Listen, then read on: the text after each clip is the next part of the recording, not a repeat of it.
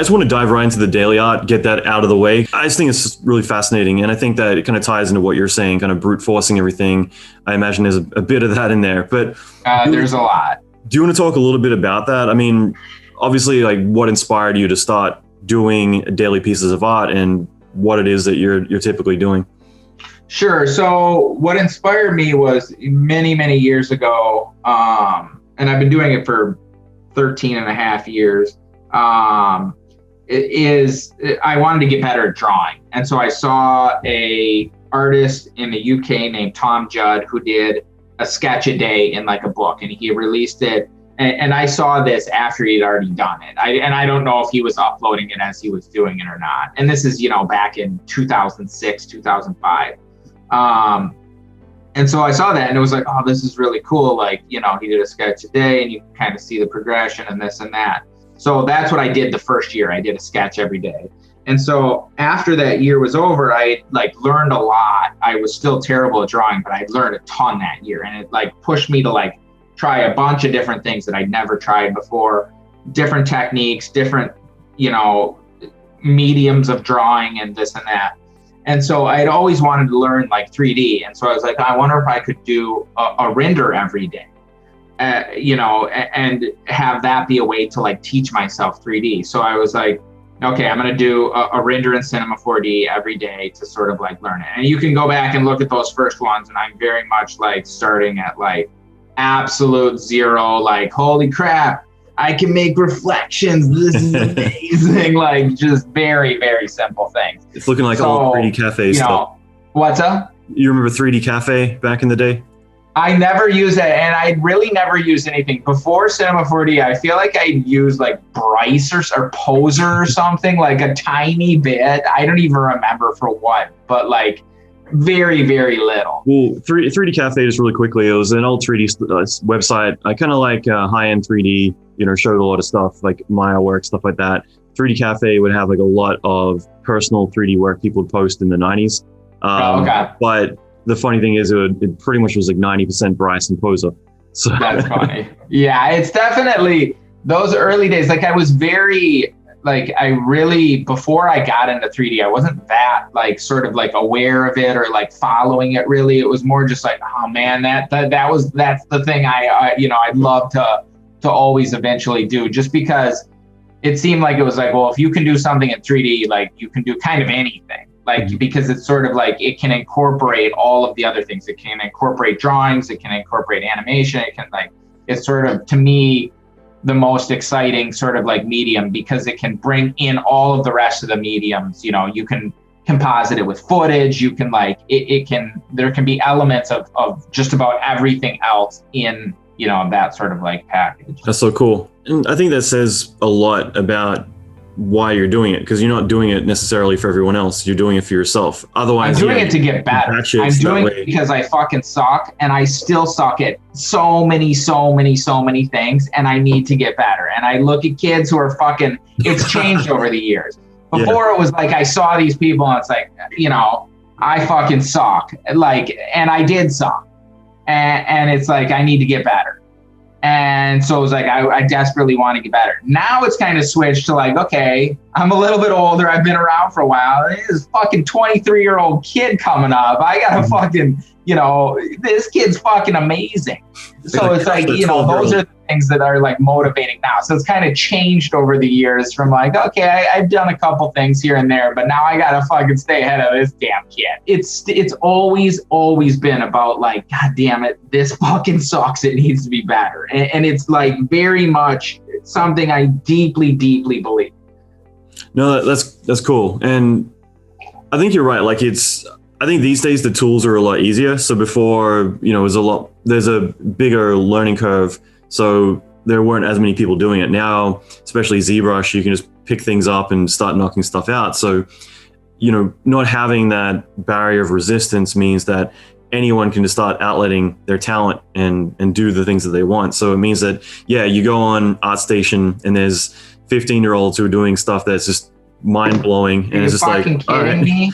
Yeah, I mean, that's the thing too. I think about that sometimes. I think about the things that I learn that are just when I was that age, they're just totally useless. Like I spent years with like fucking Flash, and it's just like gone. Doesn't matter. All that time you spent learning Flash, go ahead and just stuff that in the trash. Like that's done.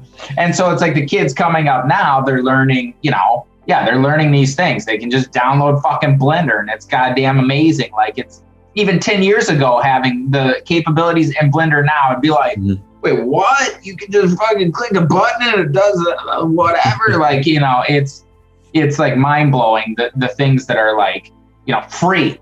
That people can just like download and use immediately. So yeah, it's definitely interesting. And I think as the tools sort of like progress and get easier and better, it also kind of like ups the expectations.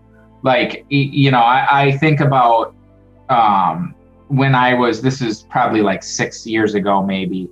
I remember I was using V-Ray or something like that, and people were like, "Oh man, those reflections on the ground look so sweet," and it's like, and now it's like blurry reflections or something like that, which was not hard, but it was more sort of like time consuming to render, and so it was a little bit more like appreciated a little bit more. Like even I too was like, man, those reflections on the ground look freaking badass. And now that's like this, you don't even think about that now because it's like nothing. It's like that's just part of the like package. So it's interesting how people's like expectations go up as the like technology goes up. Yeah. Definitely, it's not going to be Bryce level anymore. I mean, even when caustics became a thing, like even though most people don't even bother using them, but yeah, you get certain features that you got to appreciate the fact that they're there. Even soft shadows, stuff like that. Oh yeah, for sure. Things like that. Yeah, it's like those were very time consuming. Where it's like, no, you don't check that box. That's going to take 4 hours longer. Don't check that box. Whatever you do, don't hit this box. Yeah. I'm curious. You ever hit like a creative block, and also do you deal with burnout? So the creative block, that's where, again, I deal with creative block every single fucking day. That it's like, what the fuck am I going to do today? Like right now, I kind of got an idea, but it's not that great. And I don't even know if I want to do that. So it's sort of like, well, what am I going to do? And so that's where, again, I think the everydays, if you are somebody who's struggling with creative block, do 30 days. Don't be like, I'm doing this forever. Being like, I'm going to do 30 days of everydays. It's manageable. It's got an end point. You can always keep going, but like I feel like that having just a little taste of deadlines, I feel like will help you sort of like push through this, because I feel like the only way to work through creative block is to work your way out of it. Like you're not gonna just like. I personally think the easiest way is to just make a bunch of shitty work and fucking get that out of there and fucking keep plowing forward.